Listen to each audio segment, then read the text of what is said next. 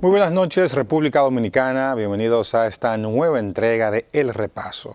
Como siempre, Israel Figueroa está con ustedes para presentarles un recuento de lo más importante que ha ocurrido en el país y en el resto del mundo durante esta semana.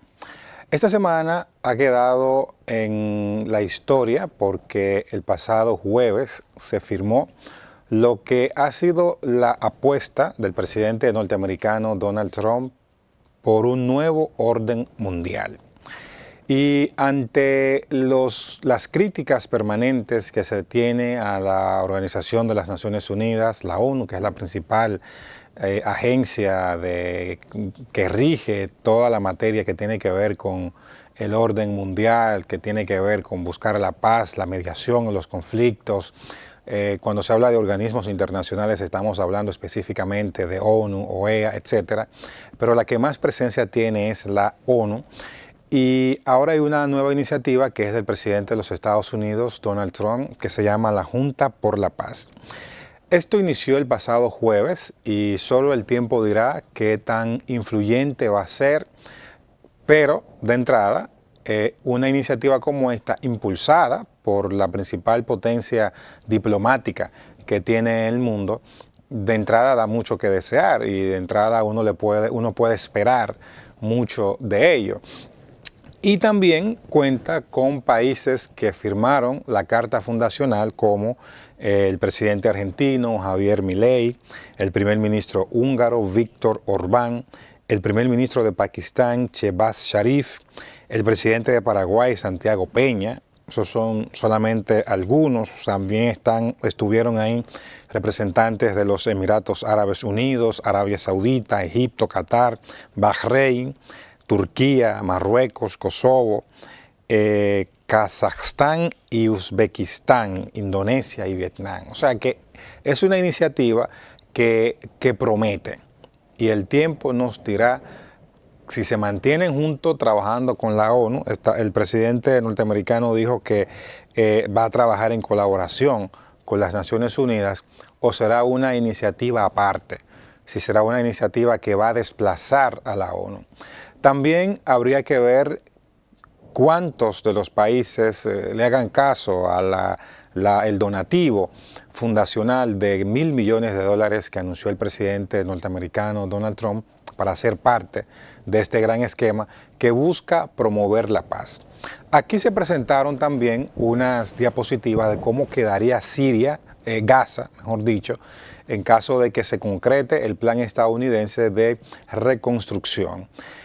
Nos extrañó que ahí no estuvo el gobierno de Israel, que más adelante se sabe que si es una iniciativa de Trump formará parte, pero que a pesar de los recelos de la autoridad de Benjamín Netanyahu por la presencia de algunos países musulmanes con los cuales tienen serias diferencias, pero estamos seguros de que más adelante es muy probable de que este país se integre. Lo que sí hemos visto es que ha habido un debilitamiento de los organismos internacionales. Ha habido un debilitamiento que no comenzó ahora, comenzó hace muchísimo tiempo, cuando la Organización de las Naciones Unidas decía una cosa y había países que tenían obligatoriamente que acatar esto, pero habían otros países que no.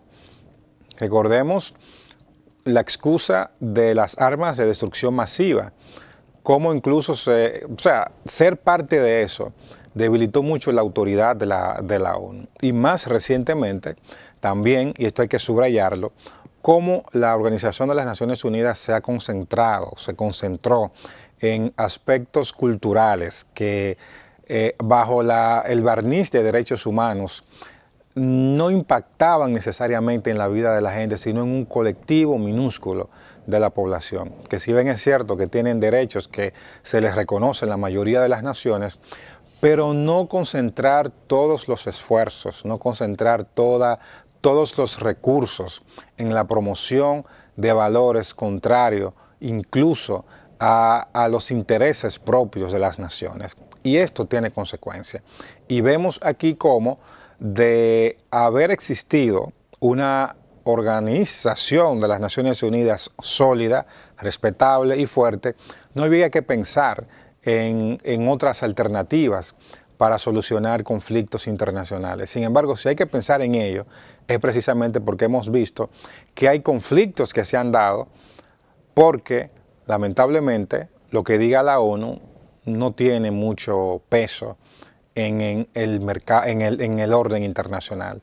Y lamentablemente eso es así y es la consecuencia que se tiene cuando no se analiza bien lo que se está haciendo.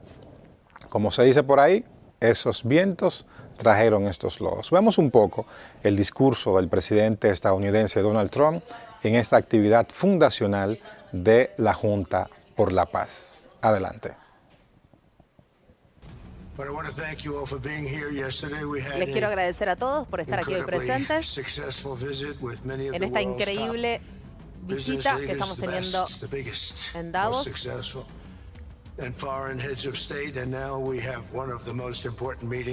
Tenemos una de las reuniones más importantes oficiales, conocida hoy como el Board of Peace.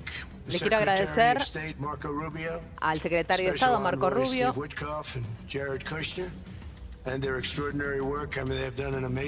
y el trabajo increíble que vienen haciendo,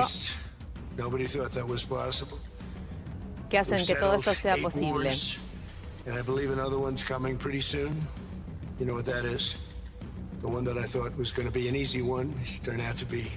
Pensé que iba a ser algo complejo, pero con este equipo de trabajo parece todo mucho más sencillo. Muchísimos soldados han muerto, incluido en Rusia.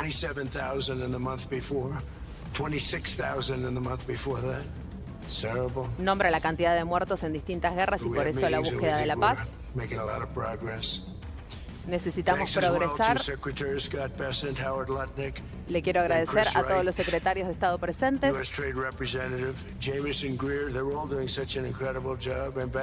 Están representando el increíble trabajo de los distintos estados, haciendo un trabajo fantástico en el mundo, y a todos los miembros de mi ministerio presentes, trabajando para que todo esto tenga un fin favorable.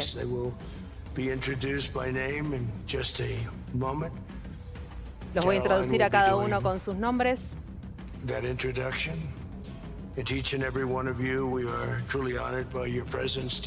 Estoy muy orgulloso por la presencia de cada uno de ustedes, los más populares del mundo.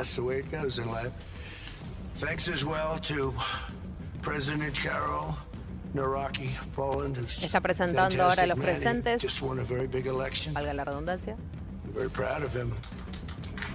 Estamos muy orgullosos de todos los presidentes, recién lo decía, ¿no?, más populares del mundo. Del Reino Unido, está empezando a nombrarlos a cada uno de ellos.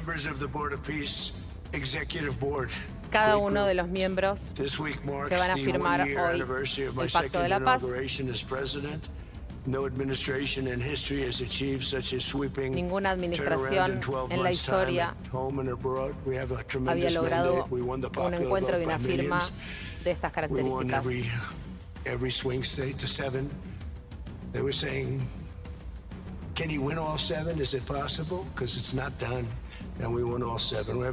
Es imposible que no lo hagamos sin el trabajo de cada uno de ellos para que los soldados que trabajan puedan volver sanos y salvos a casa.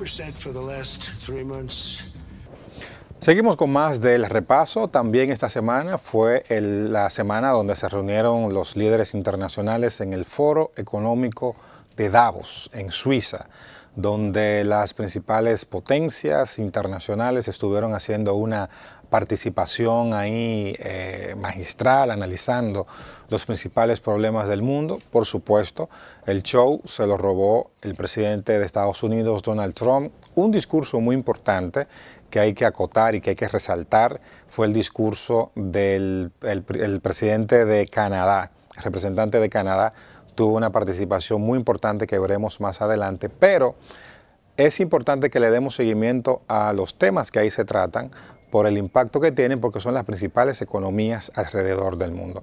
Vemos un resumen que hemos preparado para ustedes. Adelante. C'est un plaisir et un devoir d'être parmi vous en ce point tournant pour le Canada et pour le monde.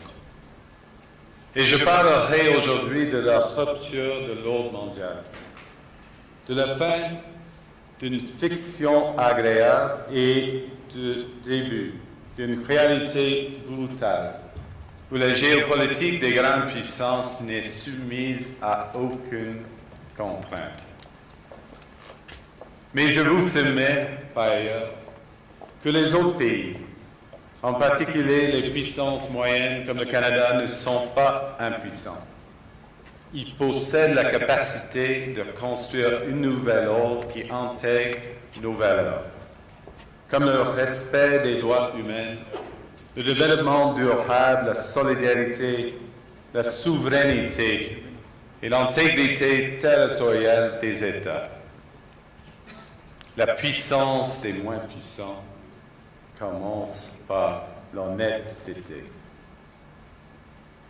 It seems that every day we're reminded that we live in an era of great power rivalry, that the rules-based order is fading, that the strong can do what they can and the weak must suffer what they must. And this aphorism of Thucydides is presented as inevitable, as the natural logic of international relations reasserting itself. And faced with this logic, there is a strong tendency for countries to go along to get along, to accommodate, to avoid trouble, to hope that compliance will buy safety. Well, it won't. So what are our options? In 1978, the Czech dissident Václav Havel, later president, wrote an essay called The Power of the Powerless. And in it, he asked a simple question: how did the communist system sustain itself? And his answer began with the greengrocer. Every morning, the shopkeeper places a sign in his window: "Workers of the world unite." He doesn't believe it. No one does. But he places the sign anyway to avoid trouble, to signal compliance, to get along. And because every shopkeeper on every street does the same, the system persists. Not through violence alone, but through the participation of ordinary people in rituals they privately know to be false. Havel called this living within a lie. The system's power comes not from its truth, but from everyone's willingness to perform as if it were true. And its fragility comes from the same source. When even one person stops performing, when the greengrocer removes his sign, the illusion begins to crack. Friends, it is time for companies and countries to take their signs down. For decades, countries like Canada prospered under what we called the rules-based international order. We joined its institutions, we praised its principles, we benefited from its predictability. And because of that, we could pursue values-based foreign policies under its protection. We knew the story of the international rules-based order was partially false, that the strongest would exempt themselves when convenient, that trade rules were enforced asymmetrically. And we knew that international law applied with varying rigor depending on the identity of the accused or the victim. Bueno, una de las famas que tiene España es la solidez de su sistema ferroviario, que se vio seriamente cuestionada en esta semana cuando en pocos días 4 accidentes de trenes ocurrieron en esa nación. Eso pone a muchas personas a pensar qué es lo que está pasando, qué ocurrió, si realmente fueron accidentes o qué. Porque se supone que uno de los sistemas más sólidos, más seguros del mundo, hay un accidente hoy, pero pasa mucho tiempo para que vuelva a ocurrir.